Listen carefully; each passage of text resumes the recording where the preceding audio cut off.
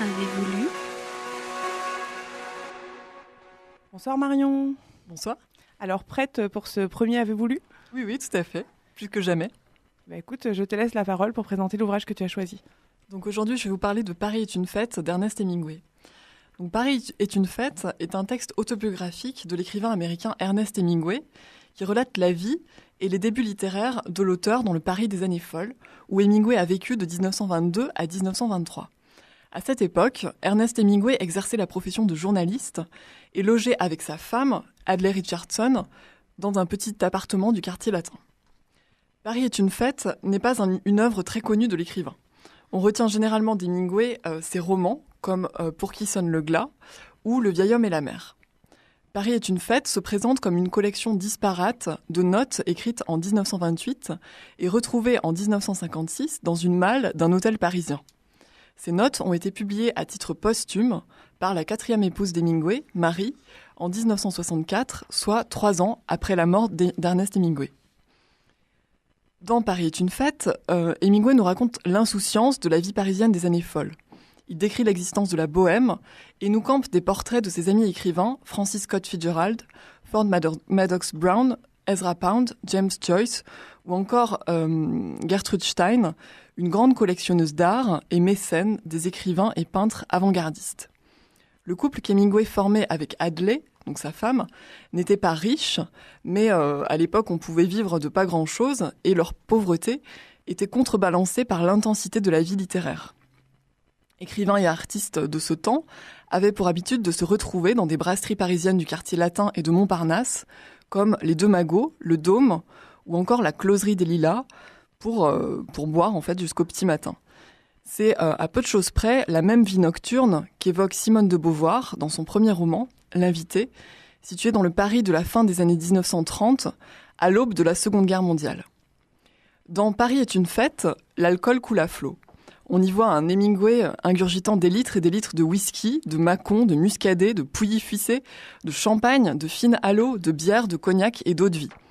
Pour les auditeurs qui nous retrouveront tout à l'heure au Délirium à partir de 19h30, je ne vous recommande pas de faire de même.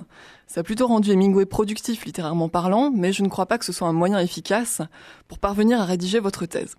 L'abus d'alcool est dangereux pour la santé, on ne le répétera jamais assez. Mais revenons à notre auteur.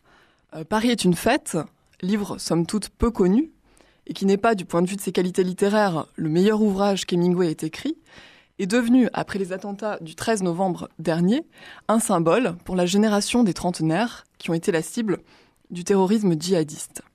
Sur les mémoriaux en souvenir des victimes, on a retrouvé des fleurs, des bougies, mais aussi, fait plus étonnant, des exemplaires de Paris est une fête.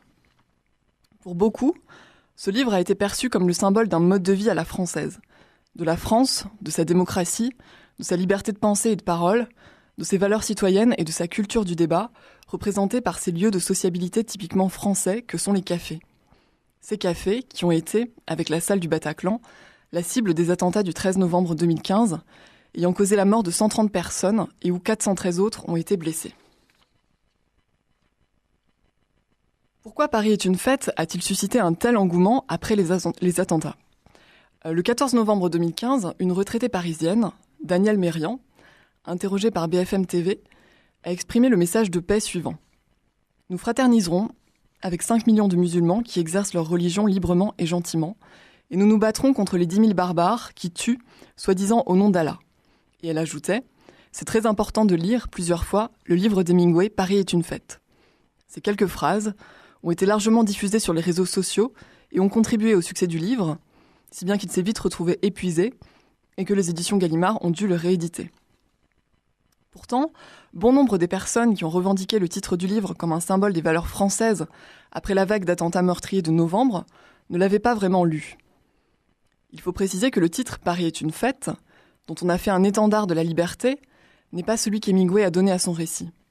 Le titre original de l'œuvre est « A Movable Feast », soit en français « une fête mobile », c'est-à-dire une fête dont la date n'est pas fixe dans le calendrier. Le titre « Paris est une fête » vient en fait du premier traducteur de l'œuvre en français, Marc Saporta. Autant dire que lire l'œuvre à partir de son seul titre est quelque peu réducteur. Il faut aussi être bien conscient du fait que les époques sont très différentes. Un monde sépare le Paris des années 20 et le Paris actuel. Avec une telle analogie entre ces deux moments de l'histoire, il serait tentant de conclure qu'Hemingway a pressenti les événements tragiques du XXIe siècle, ce qui serait anachronique. Au contraire, Hemingway, dans Paris est une fête, montre l'exceptionnelle douceur de la vie de l'époque. Pour finir, je voudrais revenir sur la résonance du titre français de l'œuvre aujourd'hui, Paris est une fête. Cette formule a été reprise sur les réseaux sociaux comme un appel à la liberté, comme un cri de résistance face à tous ceux qui veulent opprimer les valeurs de notre société. Face aux terroristes, il nous rappelait la nécessité de tenir bon, de combattre toute forme de totalitarisme et de pensée unique, et aussi, sans doute, dans un contexte de crise où l'on s'est aperçu que l'on pouvait mourir abattu de sang-froid par une rafale de Kalachnikov dans un café ou dans la rue, simplement parce que des barbares ont décidé de semer l'angoisse, l'urgence de vivre. Paris est une fête était une exhortation au carpe diem, nous incitant à profiter au maximum de l'existence, mais un carpe diem tragique sur fond de désenchantement. Un poète russe contemporain d'Hemingway, Georgi Ivanov, ayant vécu comme lui dans le Paris des années 20, emploie cette belle formule dans l'un de ses poèmes. Le désespoir, je l'ai changé en jeu. Elle me semble résumer assez bien l'esprit de la fête aujourd'hui et la capacité de l'homme à convertir, envers et contre tout, l'angoisse en insouciance. Et c'est là où je voulais en venir avec ma chronique. N'y a-t-il pas au fond une utilité existentielle à la légèreté ? Les années folles n'étaient-elles pas, elles aussi, le moyen d'oublier l'effroi de la guerre ? Il me semble donc qu'affirmer « Paris est une fête », tout en étant bien conscient de l'écart entre les intentions d'Hemingway dans le livre et la portée de l'ouvrage aujourd'hui, est une nécessité, parce que cela revient contre l'horreur, au prix peut-être d'un certain idéalisme, voire du déni de la réalité, à prendre le parti de la vie contre celui de la mort. Merci Marion. Il me semble que pour aller avec la suite de cette chronique, tu as choisi une musique qui elle aussi est assez marquée, je trouve. Oui, tout à fait. Bon, on reste dans l'époque avec Billie Holiday, April in Paris. Bonne écoute.